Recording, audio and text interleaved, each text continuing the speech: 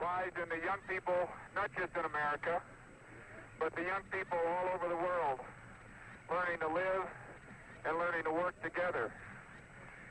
In order to remind all the peoples of the world, in so many countries throughout the world, that this is what we all are striving for in the future, Jack has picked up a very significant rock, typical of what we have here in the valley of Torres Litro. It's a rock composed of many fragments, of many sizes, and many shapes, probably from all parts of the moon, perhaps billions of years old. But a rock of all sizes and shapes, fragments of all sizes and shapes, and even colors that have grown together and become a cohesive rock, outlasting the nature of space, sort of living together in a very coherent, very peaceful manner. When we return this rock, or some of the others like it, to Houston, we'd like to share a piece of this rock with so many of the countries throughout the world. We hope that this will be a symbol of what our feelings are, what the feelings of the Apollo program are, and a symbol of mankind that we can live in peace and harmony in the future.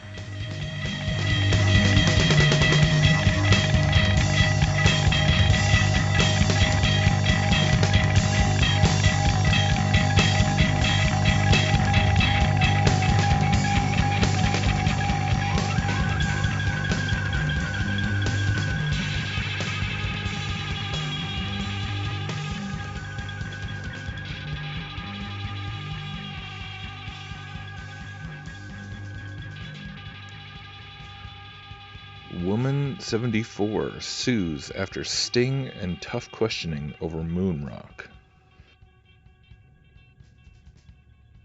A 74-year-old woman can sue a federal agent who held her for up to 2 hours in urine-soaked pants while he questioned her about a tiny piece of moon rock she said her late husband received as a gift from astronaut Neil Armstrong. A federal appeals court ruled Thursday. The agent who interrogated Joanne Davis as she stood in a restaurant parking lot argued that his actions were justified because lunar material from the space program is government property and that a private citizen cannot legally possess. But the Ninth U.S. Circuit Court of Appeals in San Francisco had said Davis's description of the event, if at, would show that her detention was, quote, unreasonably prolonged and unnecessarily degrading. However, Davis's lawsuit could still be derailed by the federal judge's ruling last month that dismissed her separate claim against the federal government for false imprisonment. Davis and her late husband Robert Davis worked at North American Rockwell under a National Aeronautics and Space Administration contract. After Robert Davis died in 1986, Joanne Davis became sole owner of memorabilia he had received as an engineer on the Apollo project, including a paperweight containing a fragment of moon rock that she said Armstrong, the first human to walk on the moon, had given her husband in gratitude for his work. In 2011, Davis encountered financial problems that included medical expenses for what proved to be her son's fatal illness. She decided to sell the paperweight and a second one that is said to contain a small piece of the Apollo 11 heat shield, both of which she said Robert Davis had received from Armstrong. After getting no response from auction houses, she contacted NASA, which dispatched a team of agents headed by Norman Conley to meet her, the court said. She and her second husband, Paul Silly, met with Conley at a Denny's restaurant in Lake Elsinore, with other plainclothes agents and sheriff's deputies seated nearby. After Davis placed the paperweights on the table, Conley identified himself as a government agent and another agent took the moon rock paperweight. Meanwhile, a sheriff's deputy grabbed Silly by the neck and bent his arm behind his back. After reading Davis her rights, the court said Conley took her to the parking lot for questioning that lasted between 90 minutes and 2 hours. She said later that she had told the officer she needed to use the restroom but was turned down before the interrogation. But her version of events was rejected last month in a ruling by the U.S. District Court Judge Consuelo Marshall of L.A., who held a non-jury trial on Davis's separate lawsuit against the government. Marshall said she believed that Conley had offered to let Davis use the restroom, but she turned him down before agreeing to continue answering questions in the parking lot. Davis was released after questioning. Anyway, so the lawsuit that this woman is filing is is due to the fact that this poor woman was kept in the parking lot so long that she peed her pants.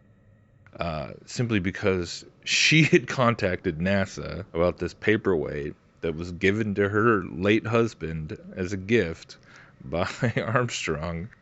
And so that's the crime. So they set up this whole sting operation. It says lower down, rather than informing Davis that her possession of the paperweight was illegal and asking her to turn them over, Conley, quote, organized a sting operation involving 6 armed officers to forcibly seize a lucite paperweight containing a moon rock the size of a rice grain from an elderly grandmother. Chief Judge Sidney Thomas said in the 3-0 ruling.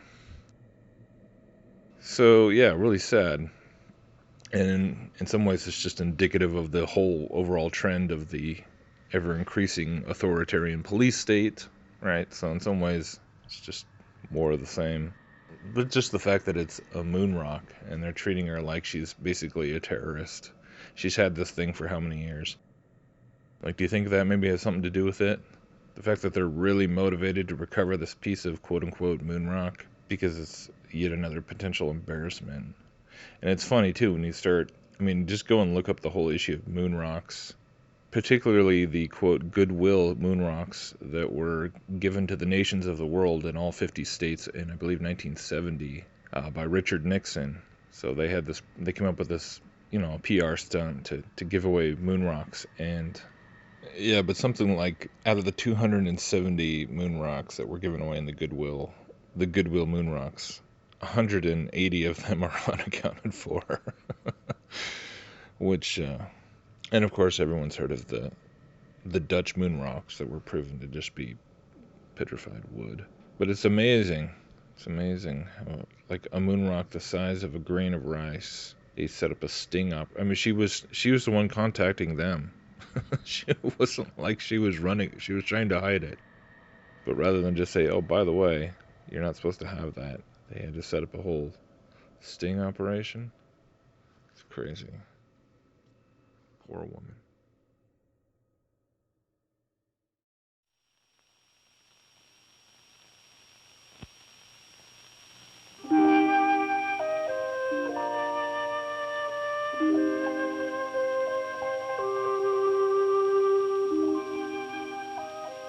Apollo 11, man's first landing on the moon.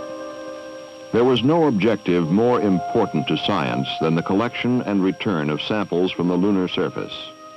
For never before had we the opportunity to examine extraterrestrial material from a positively known location and context.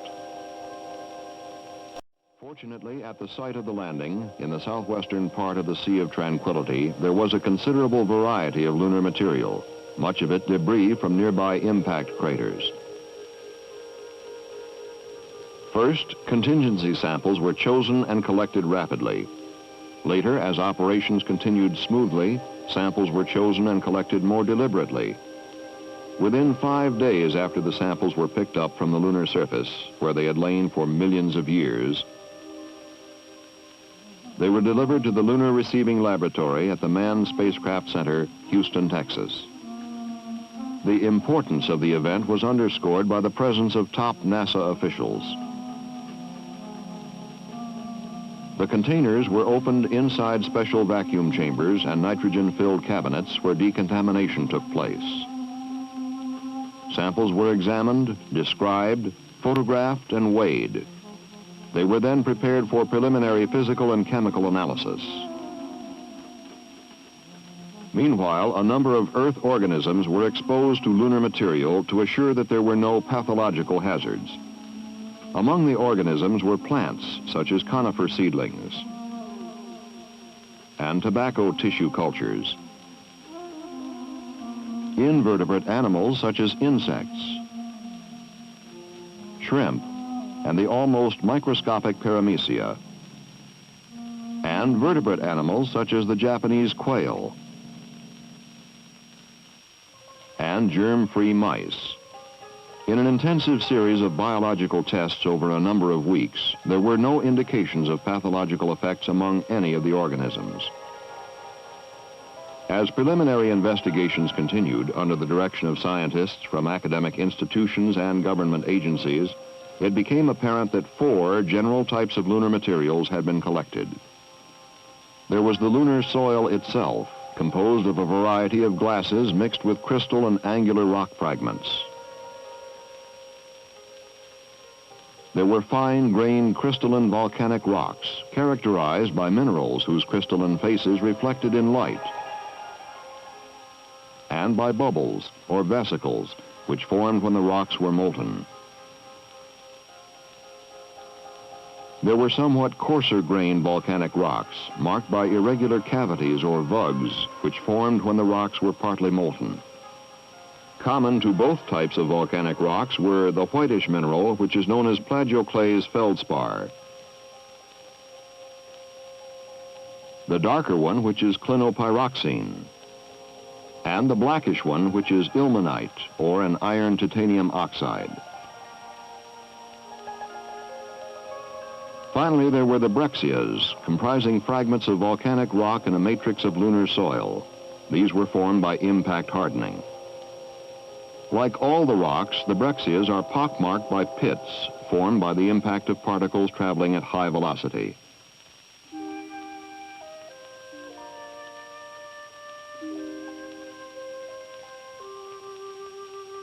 In preliminary studies of the lunar samples in the Lunar Receiving Laboratory, there were several significant findings. For instance, all the rocks are similar chemically, pointing to a family relationship.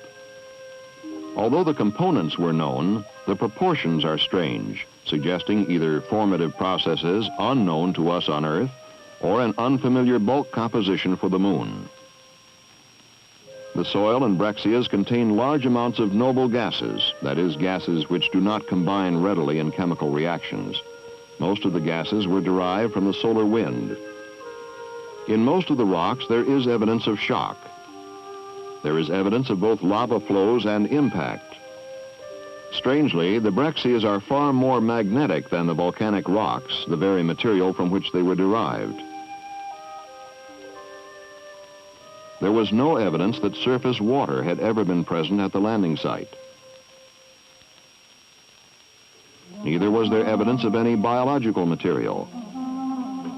Perhaps the most interesting discovery was that the volcanic rocks are at least 3 billion years of age, dating back as far, perhaps further, than the oldest rocks ever discovered on Earth. It would seem that if the lunar samples of the Apollo 11 landing do not themselves take us back to the origin of the Moon, then certainly rocks from other regions will.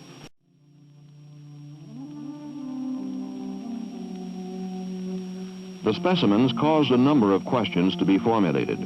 For instance, why are some rocks coated with glass where they lay exposed above the lunar surface? How long have they lain there, before coating and after coating, to have had their glass surfaces peppered and shattered by micrometeoroid-type impacts? What processes have formed the rocks?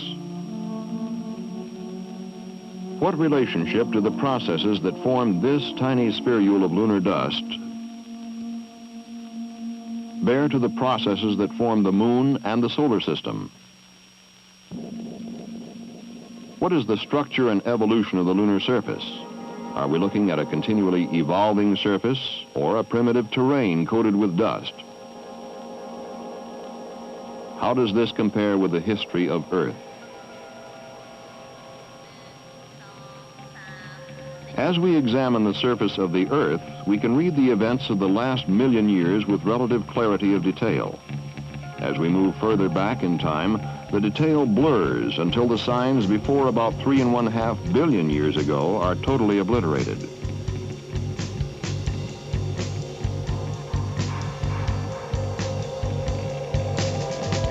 The reading of the Moon's history seems to be inverted.